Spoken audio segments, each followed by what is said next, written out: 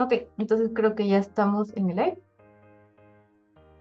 Ahora voy a comenzar con la presentación.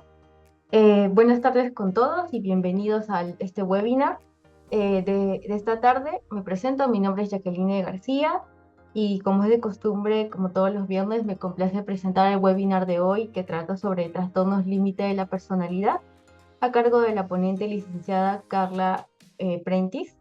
Y antes de iniciar el webinar, deseo agradecer a Digital Health por la presentación de la plataforma y al Instituto Peruano de Orientación Psicológica por la organización.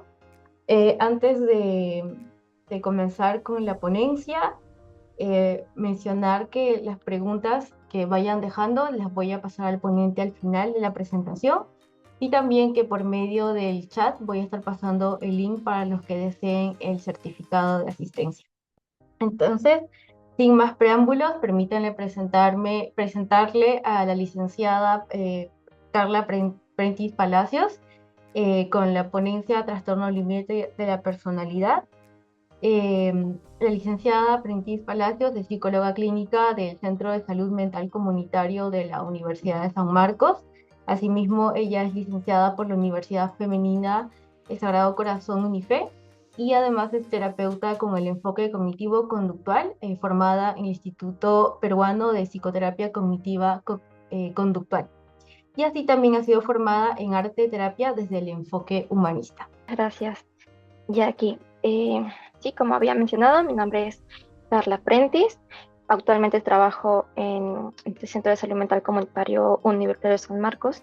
Y curiosamente, ¿no? Mientras que van colocando las diapositivas, este, este tema lo menciono y sería bueno que por ahí se siga transmitiendo porque al menos yo que me he encontrado trabajando en la universidad, se ven varios de estos casos y aún no somos muy conscientes de esto. Entonces ahí vamos a hablar de varios puntos, ¿no?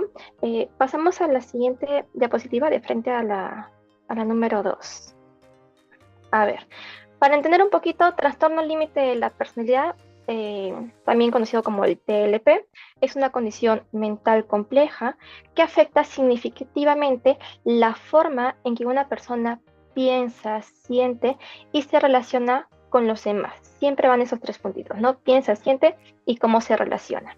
Se caracteriza por una inestabilidad emocional intensa. Hay también un poco de impulsividad, autoimagen distorsionada y dificultades en las relaciones interpersonales. Ahí vamos a hablar un poquito de cada uno de estos puntos, pero un poquito para explicarles los temas que vamos a ver en esta presentación.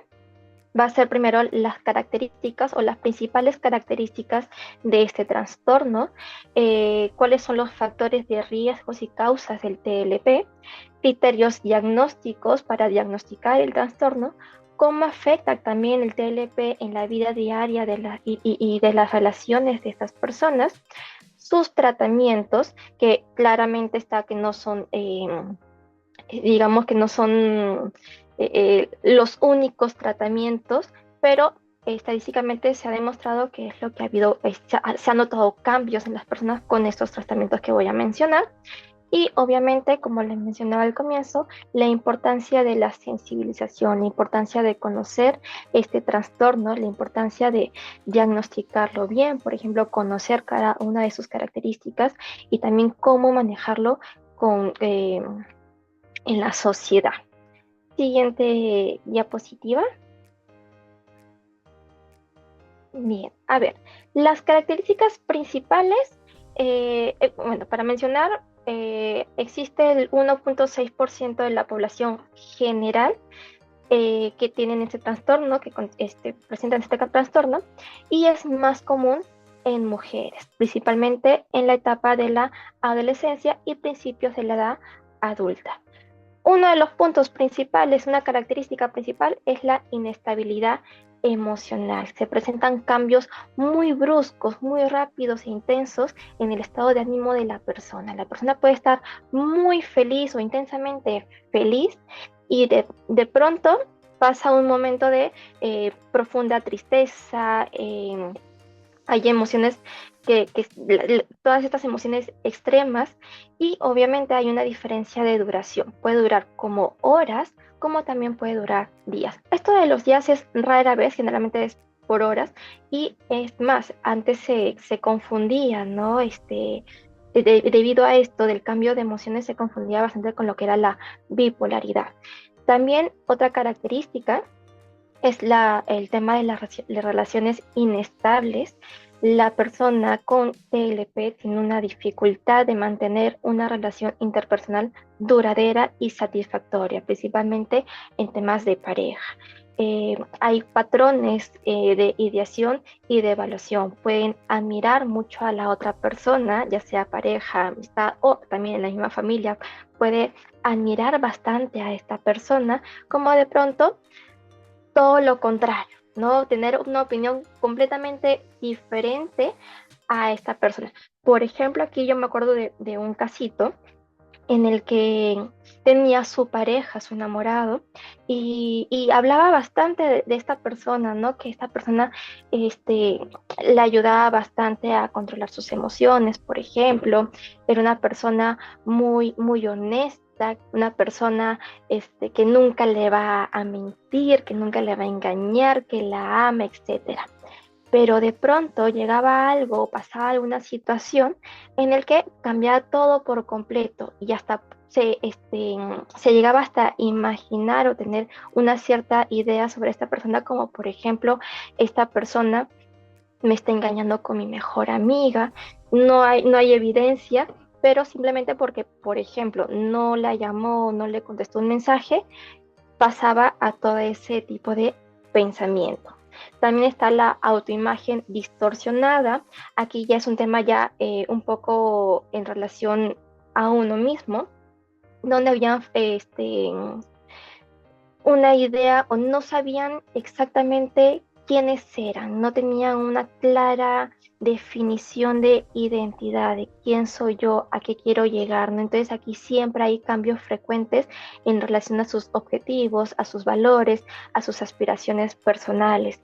Por ejemplo, una persona con TLP suele estar cambiando constantemente de carrera o estar cambiando constantemente de, de hobby, ¿no? Antes me gustaba correr, ahora ya no me gusta leer. Entonces cambian constantemente y no tienen algo definido, no tienen algo claro. También se ve lo que es la impulsividad y comportamiento de riesgo. Aquí hay una tendencia a actuar de manera impulsiva y potencialmente autodestructiva en diversas áreas de su vida, tanto de manera física también, ¿no? Las autolesiones, en el trabajo también suelen estar renunciando constantemente al trabajo, como mencionaba, la carrera también, cambian de carrera porque no se sienten satisfechos con lo que están estudiando. Entonces siempre hay estos riesgos en la persona. Siguiente diapositiva.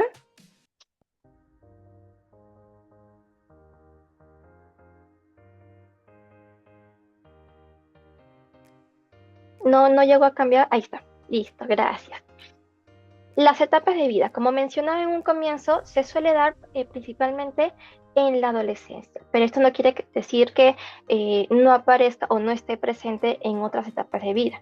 En la adolescencia suele presentarse los primeros signos del TLP, pero es un poco difícil de distinguir entre los cambios normales de la edad, ¿no? En la edad de los 15, 16 años, el adolescente está cambiando de manera física, hormonal, de pensamientos.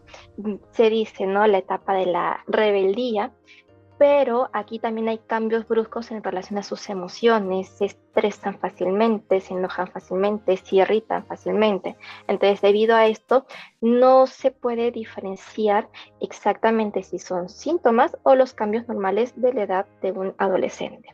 Se presenta con es más común la impulsividad y la inestabilidad emocional. Después viene lo que es la adultez joven.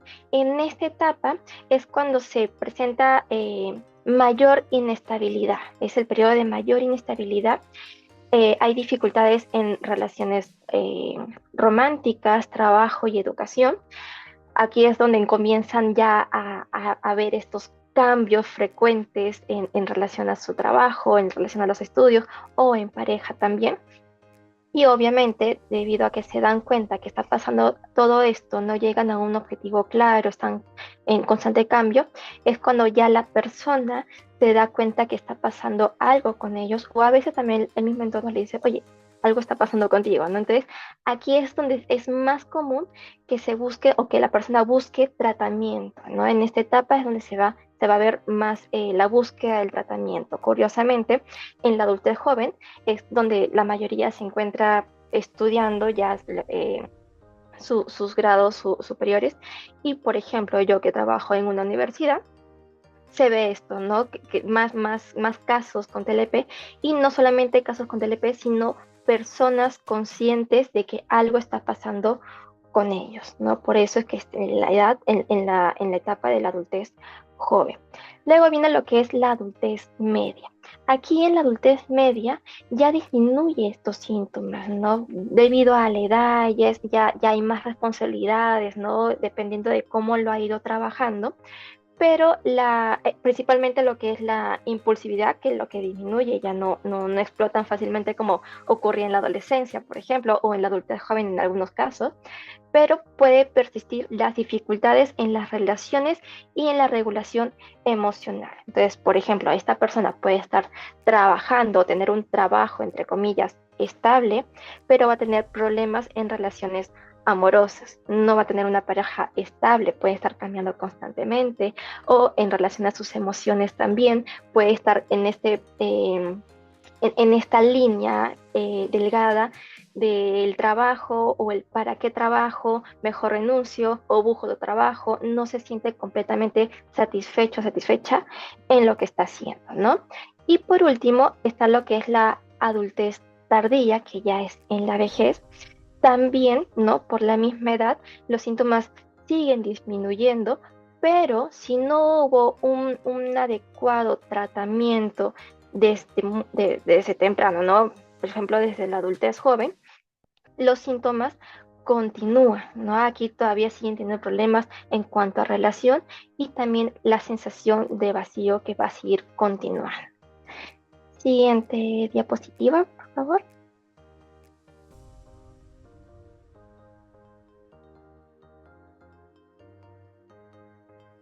Me olvidaba, ahora que aprovechando que estabas ahí, en la adultez tardía, por ejemplo, como está en la misma edad de vejez, por los mismos cambios que presenta la persona, ¿no? Cambios físicos, ya obviamente parte de la edad, hay mayor estrés frente a esto que está presentando, y obviamente en ocasiones va a incrementar los síntomas del TLP.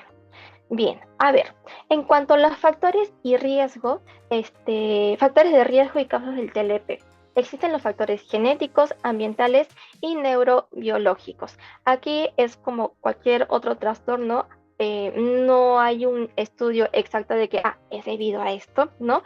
Pero al menos en lo que son factores genéticos, sí ha habido estudios, han estudiado gemelos y familias donde sí han presentado este trastorno, ambos gemelos o la familia, ¿no? De generación en generación se ha ido transmitiendo.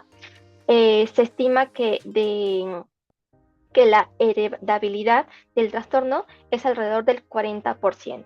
Claro está que esto no significa que, porque mi mamá le diagnosticaron TLP, yo también lo voy a tener. No significa esto, simplemente que se ha visto estudios. Luego también están los factores ambientales, que son también, aquí ya vienen un poquito las experiencias de la propia infancia, ¿no? Personas que han vivido en un hogar o en un entorno con abuso psicológico, físico o sexual. Ha habido tal vez negligencia por parte de los padres, abandono, separación de los padres, familias inestables más que todo, o falta de comunicación, porque muchos también pueden tener un núcleo, una familia nuclear adecuada, pero la falta de comunicación, la misma dinámica a veces que no es la adecuada, puede generar también el desarrollo de este trastorno, ¿no? Y acá también puede, puede interactuar un poquito con los factores genéticos, la vulnerabilidad genética que la persona ya tiene, más todo lo que le pasa en su entorno, puede esto incrementar un poco más.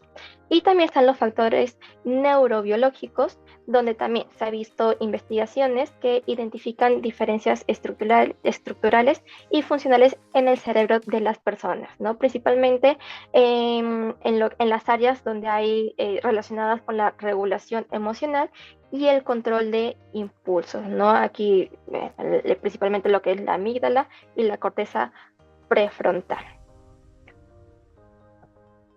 Siguiente diapositiva, por favor.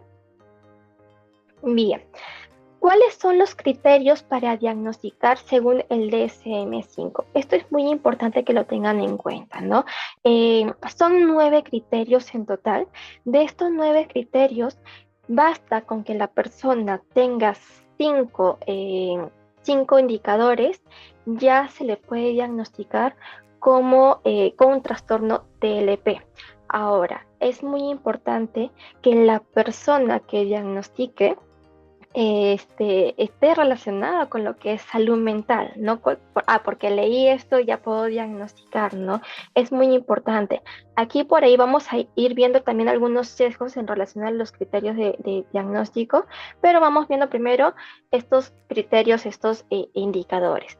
Primero está el esfuerzo para evitar el abandono. La persona con TLP siente un miedo intenso a que lo abandonen, ¿no? Y aquí es donde siempre se ve cuando es relación de pareja. Muy raro a veces, sí se ve, ¿no? En cuanto a la familia, que mamá o papá, pero es más notorio este indicador en cuanto a la pareja. Y a veces este miedo puede ser real o imaginario, como les daba el ejemplo de una pacientita, ¿no? Se imaginó que le estaba engañando y esto, y ya empezaba a sentir este miedo intenso por algo que no sucedió y ni siquiera tenía algo que ver en relación a lo que había pasado, ¿no? No le contestó el mensaje, pero ya se imaginó que le estaba engañando con su amiga o miles de cosas. Había hecho una nube de muchos pensamientos. A veces sí es real la situación y obviamente es un poquito complicado manejarlo, pero siempre va a generar este miedo intenso. Y hay esfuerzos frenéticos por parte de la persona para evitar esto, ¿no? Y aquí lo confunden bastante con lo que es la manipulación, por ejemplo, ¿no? Las personas con TLP a veces dicen, si me dejas, me voy a matar, ¿no? Entonces ahí trata de frenar esta situación de que la otra persona no lo abandone. Por ahí me acuerdo que también tuve un casito donde mencionaban que consideraban a la otra persona como su lugar seguro. Entonces, no hay una idea clara en cuanto a lo que es relaciones amorosas y por eso es que se genera todo este miedo intenso a que la otra persona lo abandone. Y sucede también, por ejemplo, cuando hay terapias, ¿no? En relación a su psicólogo o su psicóloga, si hay un cambio de psicólogo, un cambio de psicóloga, el tratamiento a veces puede demorar porque este miedo intenso va a incrementar, ¿no? Porque siempre hay este miedo de que los abandonen. También hay relaciones inestables e intensas. Se ve patrones de relaciones interpersonales inestables caracterizados por la alternancia entre idealización y de evaluación, como le explicaba en un comienzo, ¿no? Eh, suelen formar vínculos muy rápidos, ¿no? A veces dicen que es amor a primera vista y con una persona que va de repente el primer día de pareja, pero ya se están imaginando en qué le voy a regalar para el primer mes o el segundo mes, o cómo sería vivir juntos, ¿no? Forman rápido estos vínculos con todos estos pensamientos y hay una reacción extrema ante percepción de rechazo o separación, ¿no? Están constantemente pensando si podría pasar esto, ¿no? Y ahí se complementa con el tema de el abandono. También hay una alteración de la identidad donde hay una inestabilidad marcada y persistente de la autoimagen. Como le mencioné en un comienzo, en las características principales, no saben o no se les hace difícil describirse a sí mismos, ¿no? Cambian frecuentemente de objetivos, valores y aspiraciones personales. Otro indicador vendría a ser la impulsividad, donde esta impulsividad genera potencialmente situaciones dañinas para sí mismo. En cuanto a la impulsividad, a veces se puede ver que por algo pequeñito pueden explotar, ¿no? Por ejemplo, lo que decía, que no le respondió el mensaje al minuto, por ejemplo, al minuto, se demoró un minuto en responder su enamorado y pueden explotar y pueden decir muchas cosas, pensar muchas cosas, reaccionar de diferentes maneras y esto los lleva a conductas como por ejemplo gastos excesivos, sexo también, ¿no? Ah, mi pareja me está engañando, voy y tengo sexo con la primera persona que encuentro o ya tengo personas ya en mi lista de amistades y llamo. También con relación al abuso de sustancias, muchas personas con TLP suelen este, tomar o ingerir sustancias. También puede llegar a una conducción temeraria, ¿no? Empiezan a acelerar eh, por la pista ahí sin importar si es que llevan pasajeros o no, simplemente por una situación que sucedió y que la lleva a esta impulsividad, genera este tipo de conductas y también relacionado a los atracones, ¿no? Donde lo confunden también, por ejemplo, con lo que es la ansiedad y empiezan a comer, a comer, a comer y obviamente también va relacionado a lo que es la bulimia porque tienen o esto genera lo que es la culpa en la persona. Otro indicador está el comportamiento suicida o autolesivo. Aquí puede ser un comportamiento, gestos o amenazas suicidas recurrentes o comportamientos de automutilación, como intento de manejar todo esto es una manera de ellos como un intento de manejar sus propias emociones. A veces también es una manera de comunicar su malestar, ¿no? Por ejemplo, una paciente con TLP viene y me dice, la semana pasada me corté, pero no lo hacen a pesar de haberlo trabajado por mucho tiempo, no lo hacen como para llamar la atención en sí, pero en su momento fue su manera de manejar sus emociones en ese momento y obviamente también una manera de comunicarme a mí su malestar porque ha pasado por una situación que no supo manejarlo en ese momento, ¿no? Entonces es una manera también de comunicarlo. Siguiente diapositiva, por favor. Luego está otro indicador que es la inestabilidad afectiva, donde hay una reactividad notable del estado de ánimo. Hay episodios de intensa disforia, irritabilidad o ansiedad que suelen durar horas y rara vez unos días, que desaparecen sin razón aparente, ¿no? A veces tú le puedes preguntar, ¿y qué hiciste para calmarte? Ellos no se dan cuenta, no saben qué pasó, simplemente se me pasó y ya no me di cuenta, ¿no? Eh, También otro indicador son los sentimientos crónicos de vacío.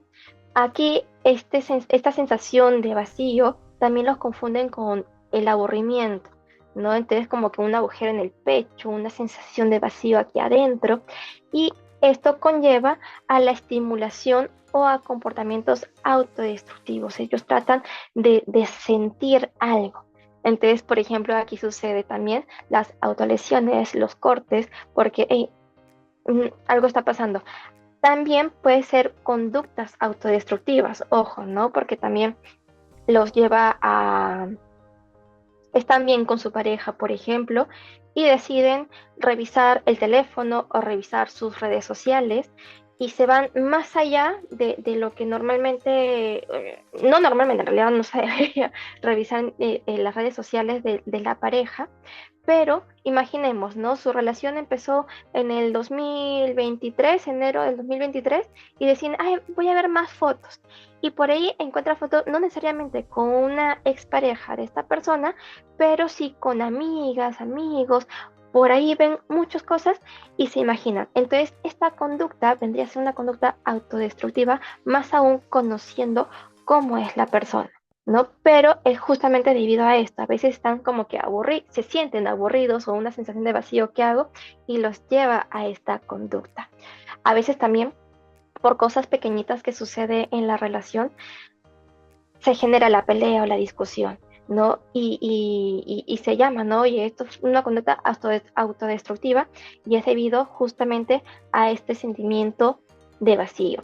También estará la ira inapropiada, casi parecido a lo que es la impulsividad, donde no pueden controlar, en este caso no pueden controlar la ira, ¿no? Por algo pequeñito lo hacen grande y se le hace muy difícil controlarse. Es una ira intensa. Por ejemplo, muestras frecuentes de mal genio, enfado constante, romper o tirar cosas, llegan a tirar cosas, peleas físicas recurrentes también en una discusión, ya sea con su pareja, con una amiga o un hermano, una hermana, llegan a peleas físicas y siempre menciono la palabra recurrente porque la idea del criterio de diagnóstico es que sean conductas recurrentes para poder diagnosticar este trastorno eh, de la personalidad. Y por último está lo que es la ideación paranoide o síntomas disociativos. Lo que mencionaba anteriormente, a veces las personas actuaban y no recordaban, no sé cómo pasó, no sé cómo mejoré, no sé cómo me calmé. Sucede también que hay una disuasión, no son conscientes o es como que salieron de la realidad, llegan a perder la noción del espacio o del tiempo. Hay personas que al momento de cortarse, cuando quiero que me cuenten, por ejemplo, qué pasó antes de, no lo recuerdan. Y por ahí podrán decir, no, oye, pero ¿cómo no lo vas a recordar? Tratemos de recordar, pero realmente las personas con TLP no llegan a recordar qué es lo que pasó antes o durante se estaba realizando estos cortes, ¿no? Pierden esta noción, pueden llegar a perder esta noción. Y también ideación paranoia porque comienzan a sentir esto, ¿no? Que lo están siguiendo, que le van a hacer daño, etcétera.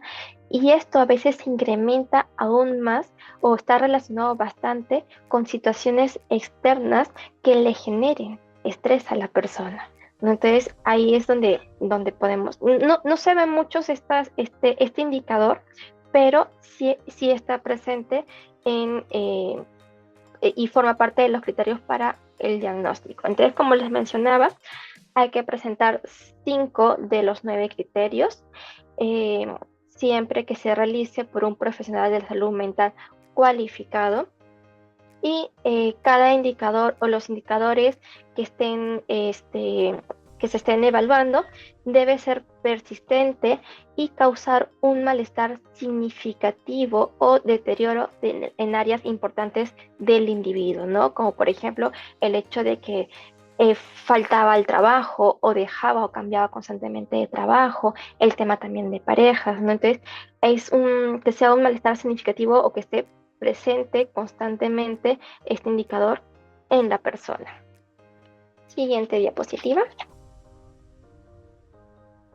Bien, entonces, para un diagnóstico del TLP, aquí es muy importante mencionarlo porque en sí el diagnóstico es difícil de dar, ¿no? Hay varias cositas que observar, que ver,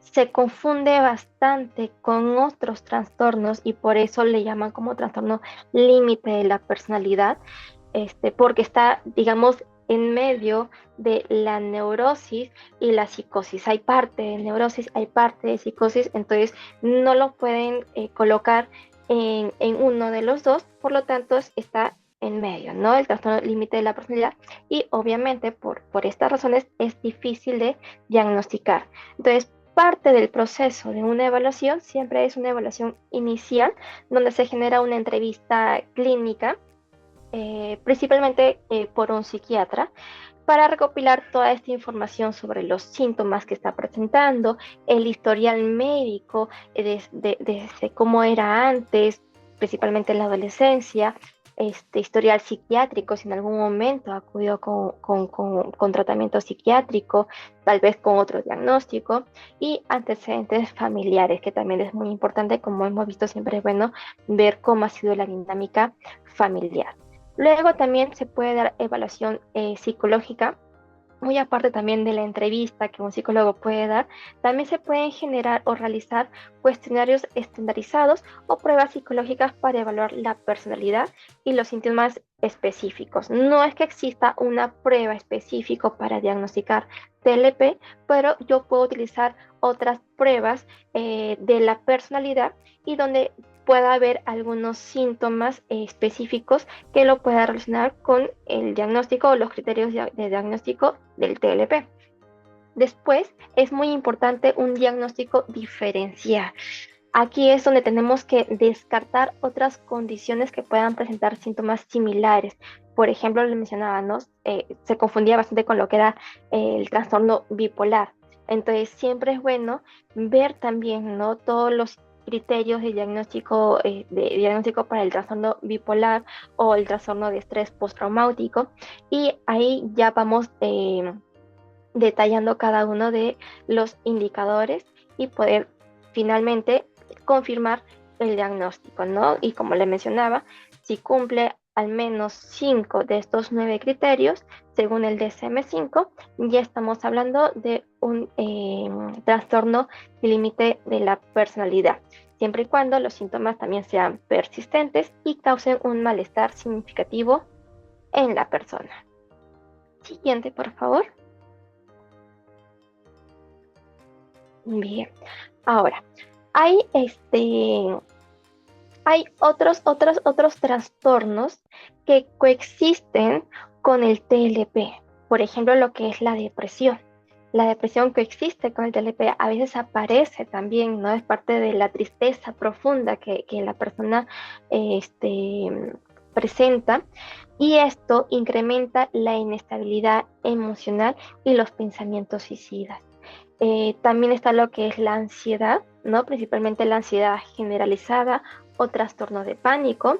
También el uso de sustancias, como le mencionaba, las personas a veces abusan de sustancias y lo hacen como un medio de calmar o tratar de manejar sus emociones, como una automedicación, ¿no? Y los trastornos alimentarios también, ¿no?, coexisten con este trastorno. Es frecuente, por ejemplo, lo que es la bulimia o los famosos atracones, como le mencionaba hace un rato, reflejando la dificultad para regular emociones e impulsividad. Siguiente, por favor. Bien.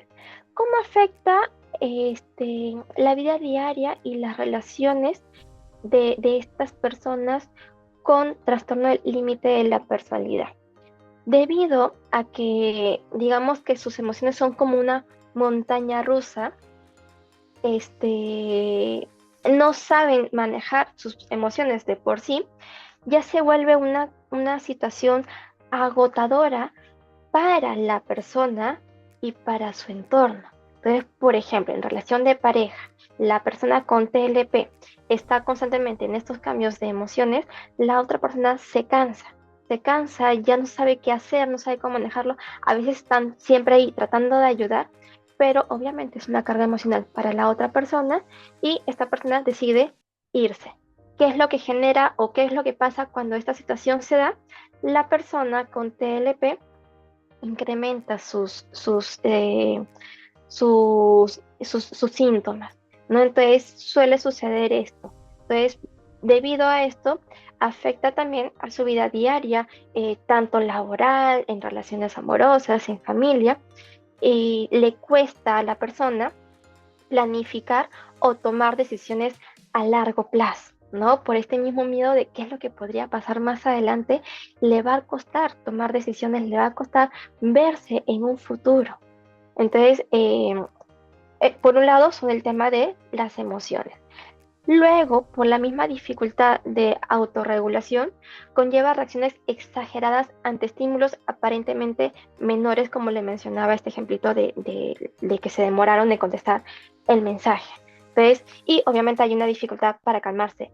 Estos dos primeros, la montaña rusa emocional y la dificultad de autorregulación, paradójicamente genera que las personas de su entorno también se alejen, no lleguen a discutir o a cansarse, haya un agotamiento obviamente, y puede incrementar y obviamente llega a lo que también es la autoimagen fluctuante, ¿no? La persona con TLP interioriza todo lo que está pasando, la opinión o en algún momento que lo han juzgado, y hay un sentimiento de confusión, de vacío y falta de dirección en su propia vida.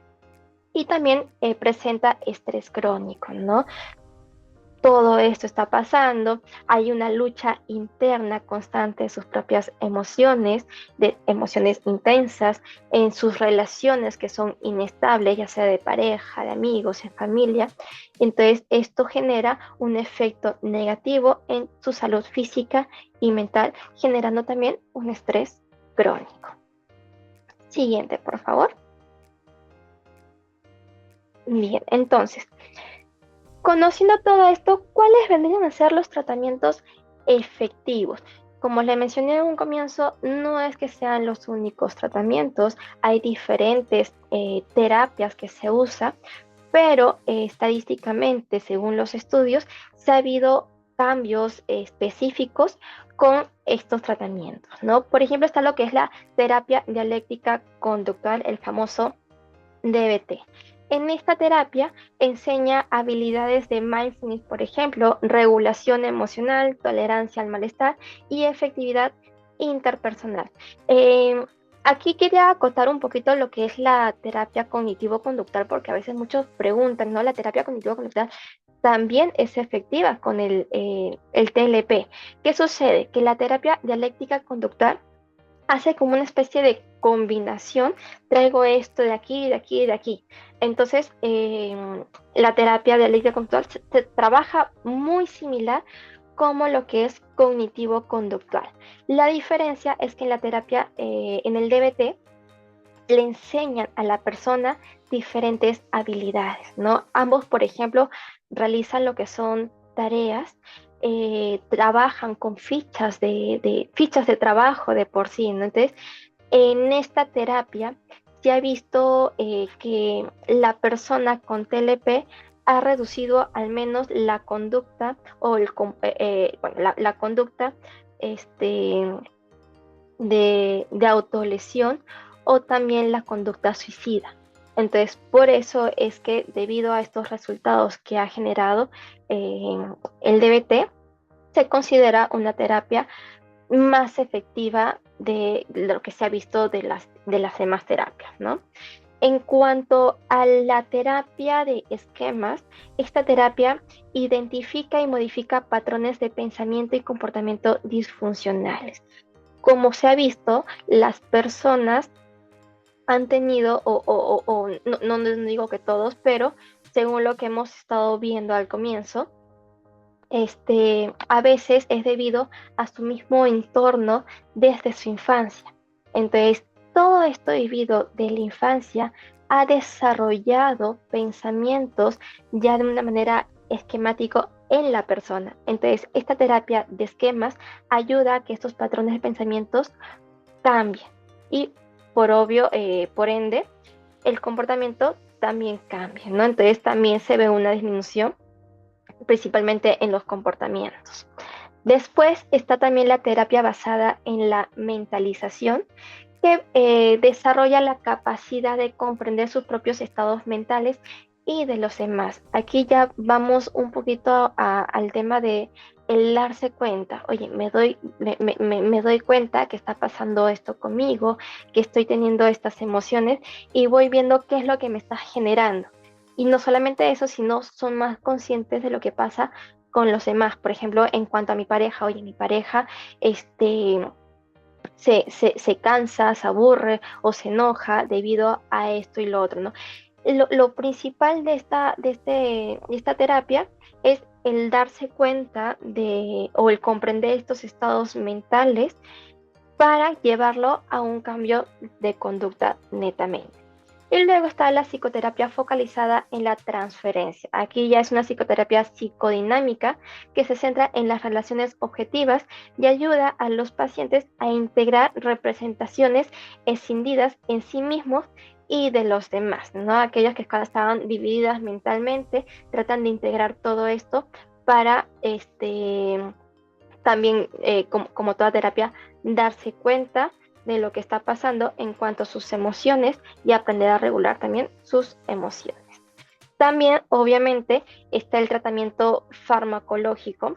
Eh, Aquí va a depender mucho de los indicadores que presenta la persona, ¿no? Porque hay personas que presentan más la ideación suicida, entonces ya el doctor, en este caso el psiquiatra, utiliza fármacos en relación a eso. Hay otras personas que presentan mayor indicadores en cuanto a lo que es la ira, ¿no? Entonces ahí van viendo, dependiendo de los indicadores, se generan o se da el tratamiento farmacológico. Siguiente, por favor. ¿Cuál es la importancia de entender este trastorno de límite de la personalidad? Eh, Más que todo, es un tema social y obviamente familiar. Cuando ya las personas entienden en qué trata de qué trata el TLP, en qué consiste, cuáles son los indicadores, ya se ve mayor apoyo familiar y social y obviamente este apoyo familiar y social va a generar una mejoría en la persona, ¿no? Entonces, por ejemplo, siempre es importante una educación familiar, que la familia comprenda, entienda en qué consiste el TLP, cómo es el tratamiento, todo esto que hemos conversado, porque va a ayudar a reducir el estigma y mejorar la comunicación. Y hablo del estigma porque se tiene una idea de estas personas, ¿no? Se tiene una idea de que, son manipuladores, que lo hacen a propósito, quieren llamar la atención, pero como hemos visto, muchos de estos indicadores a veces las personas no se dan cuenta, se les hace muy difícil manejarlo. Entonces, siempre es bueno que las personas, en este caso los familiares, entiendan esto y se pueda mejorar la comunicación en casa para que la persona se sienta en un lugar seguro. Igual con los grupos de apoyo y, por ejemplo, con el DBT, ¿no? La terapia dialéctica conductual, se trabaja también, no solamente es una terapia individual, sino también se genera grupos de apoyo.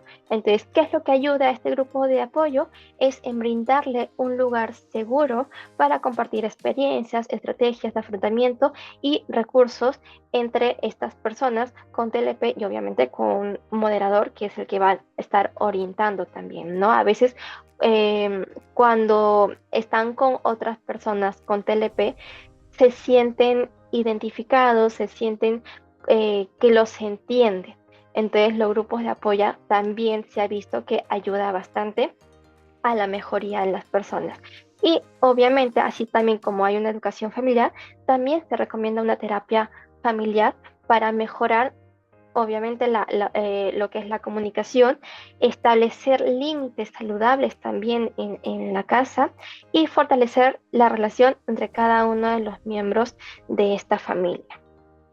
Siguiente, por favor. Bien, ¿cuáles son los estigmas y desafíos sociales que tiene que enfrentar la persona también con TLP? ¿No? Entre ellos están los mitos y los malentendidos, como mencionaba, las personas creen por cada cosa que hacen, por ejemplo, las conductas autolesivas, que se generen cortes en los brazos, en las piernas, están manipulando, quieren llamar la atención, ¿no? Entonces, estos son a veces malentendidos y mitos que conlleva a la discriminación y aislamiento social también, ¿no? Las personas al no verse o no verse entendidas, se alejan. Entonces, por ejemplo, cuando hablamos de familia, mi mamá, mi papá no me entiende, tiendo a alejarme y al estar sola ya es un poquito más difícil manejar, ¿no? Al menos con el apoyo familiar puedo manejar estas emociones. No va a ser sencillo, no va a ser fácil dependiendo del apoyo, pero si me alejo, es quien me apoyo, ¿no? Y aquí a veces vamos a otras conductas autolesivas. Luego está lo que es la estigma en el sistema de salud. Aquí hablamos de un tratamiento inadecuado o insuficiente, justamente por esto de que no es difícil de diagnosticar. Se, se ven dos extremos, ¿no? Se ven, y no por hablar mal de los doctores, pero se ven casos, ¿no? De que ven unos cuantos criterios, allá, este LP. Como el caso, otro caso en el que tienen miedo de diagnosticar y lo ponen, ¿no? Como trastorno de ansiedad generalizada o trastorno bipolar, pero no se toman el tiempo, ¿no? A veces también por el mismo, este, la misma modalidad en cómo se va llevando, al menos aquí en el Perú, lo que es salud mental, ¿no? Por ejemplo, para diagnosticar, muchos doctores utilizan o les dan un solo día para diagnosticar.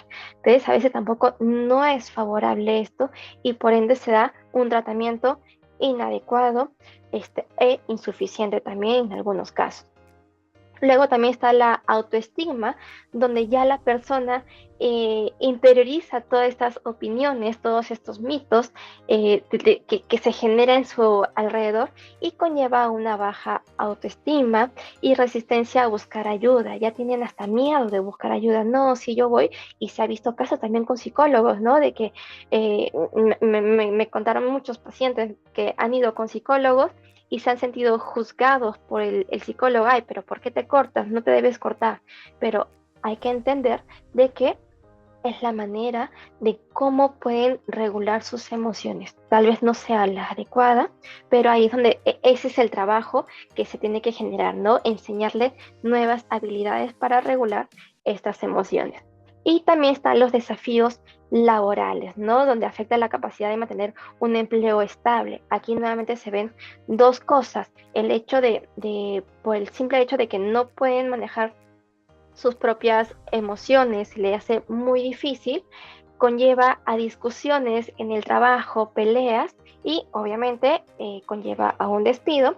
O el otro lado, que es el entorno mismo de que, está, porque a veces ha pasado, ¿no? Que estoy diagnosticada con TLP o estoy llevando, ni siquiera dicen ya, el diagnóstico, pero dicen estoy llevando terapias y ya su entorno empieza a discriminar a la persona. Entonces, también la persona al sentirse discriminada, no sentirse cómoda en el trabajo, por obvias razones, también suelen dejar el empleo, ¿no? Entonces, también se ven estos desafíos laborales. Bien, entonces, ya con esta diapositiva, estoy terminando esta exponencia en relación a lo que es el TLP. Y bueno, no sé si hay ciertas preguntas, hay por ahí alguien que quiera preguntar algo. ¿Qué tal? Sí, acá hay un par de preguntas.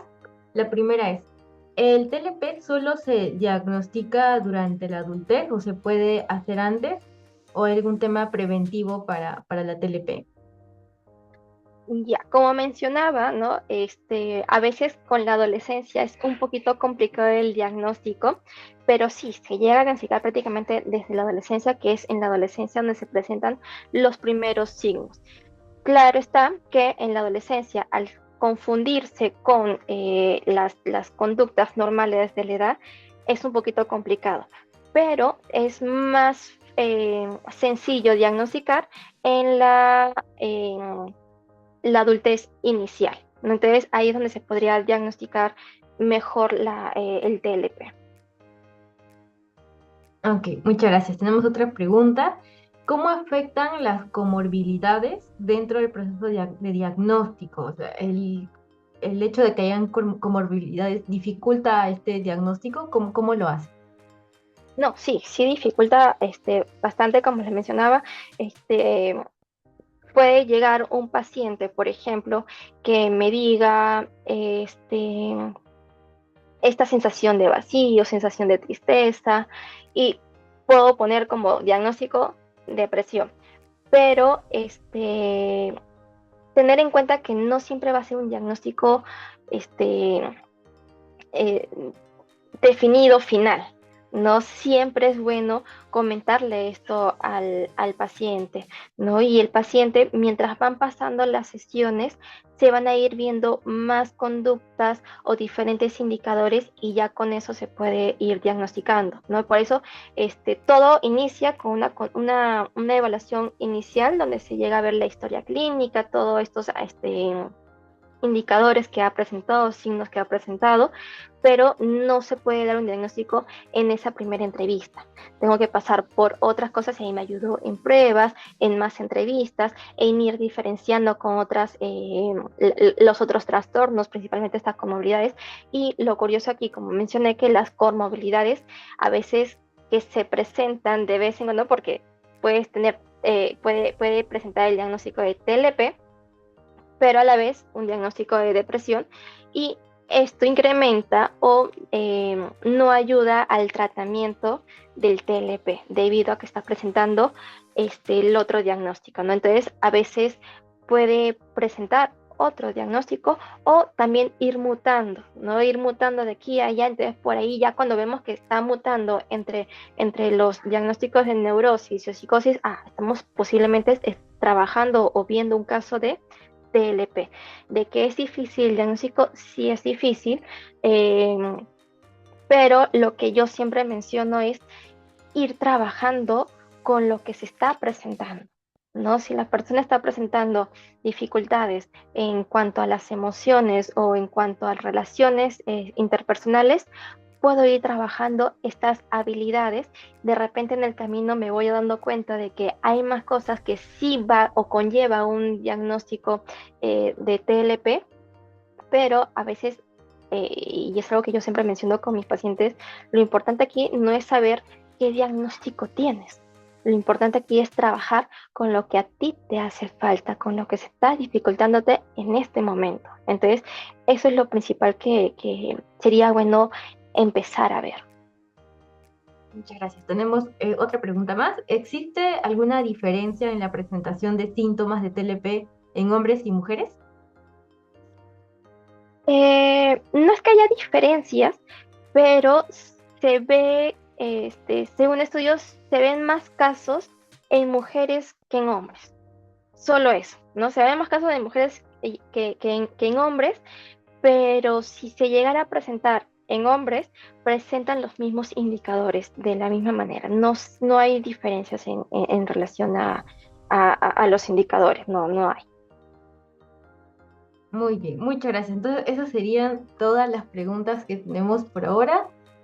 Voy a mostrar el gracias. Más bien, gracias a ti. Gracias.